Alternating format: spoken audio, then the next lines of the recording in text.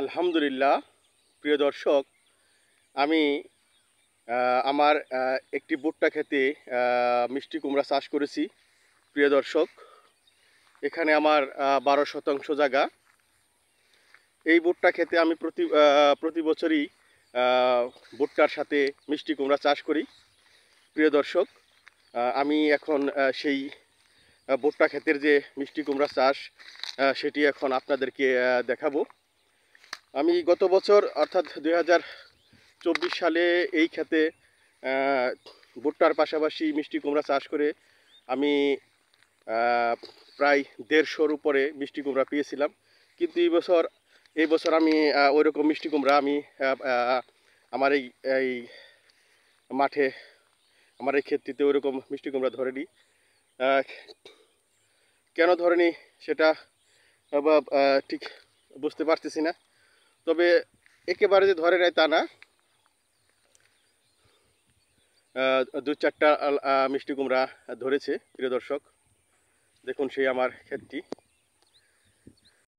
প্রিয় দর্শক দেখুন, আমি এইমাত্র আমার এই মাঠ থেকে, অর্থাৎ এই যে ভুট্টা ক্ষেতে আমি মিষ্টি কুমড়া চাষ করেছি, সেখান থেকে এই মিষ্টি কুমড়া আমি বেছে বেছে বের করলাম যেগুলো পাকা। প্রিয় দর্শক দেখুন,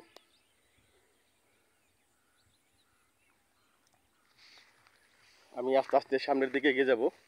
প্রিয় দর্শক, এখানে এই ভুট্টা ক্ষেতটিতে আমি, আমার মা, আমার বোন এই মিষ্টি কুমড়া তোলার জন্য এসেছি।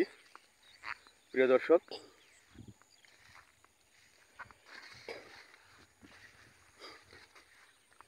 মিষ্টি কুমড়া খেতে ইঁদুর লেগেছে। ইঁদুর যে এই যে এখানে, প্রিয় দর্শক দেখুন কত সুন্দর একটি লাউ ধরে রয়েছে এই যে আমার এই ক্ষেতটিতে।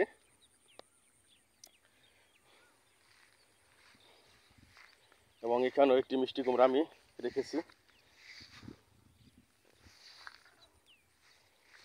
ভুট্টা খেতে ইঁদুর লাগার কারণে আমি লাউগুলো ঠিকভাবে তুলতে পারতেছি না, কেননা ইঁদুরে ছোটো ছোটো মিষ্টি কুমড়ার যে জালিগুলো সেগুলো কেটে ফেলতেছে। এবং অনেক লাউ যেগুলো বড় হয়েছে সেগুলো আপনার কিছু কিছু জায়গায় মানে খেয়ে ফেলেছে, সেগুলো নষ্ট হয়ে গেছে। প্রিয় দর্শক দেখুন কত সুন্দর সুন্দর ফুলও ধরেছে এই মিষ্টি কুমড়া খেতে।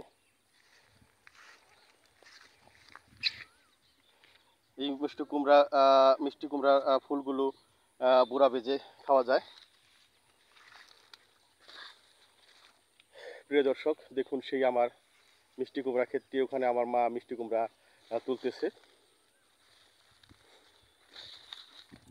এখানে আমার মোট 12 শতাংশ জায়গা। 12 শতাংশ জায়গার উপর আমি ভুট্টা চাষ করেছিলাম এবং পাশাপাশি আমি মিষ্টি কুমড়াও চাষ করেছিলাম। গত বছর এই ক্ষেতটিতে আমি অনেক মিষ্টি কুমড়া পেয়েছি, প্রায় 150-র উপরে। কিন্তু এই বছর এসে সেরকম ফলাফল পাচ্ছি না। প্রিয় দর্শক দেখুন সেই আমার ভুট্টা ক্ষেতটি। প্রিয় দর্শক দেখুন আমার সেই ভুট্টা ক্ষেতের ভিতর যে মিষ্টি কুমড়া চাষ করেছি সেই ক্ষেতটি দেখুন। এখানে আমার মোট 12 শতাংশ জায়গা। এই 12 শতাংশ জায়গার উপর আমি ভুট্টা কেটে বাড়িতে নিয়ে গেছি। এরপর যে মিষ্টি কুমড়া অর্থাৎ লাউয়ের যে গাছ, সেই গাছগুলো রয়ে গেছে।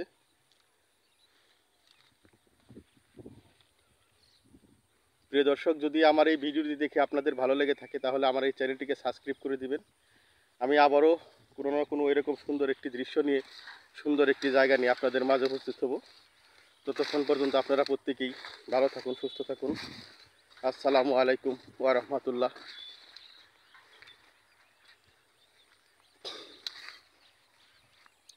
প্রিয় দর্শক দেখুন সেই আমার লাউ ক্ষেত অর্থাৎ মিষ্টি কুমড়ার ক্ষেত। এই ক্ষেতে আমি ভুট্টা এবং মিষ্টি কুমড়া অর্থাৎ লাউ একসাথে চাষ করেছি।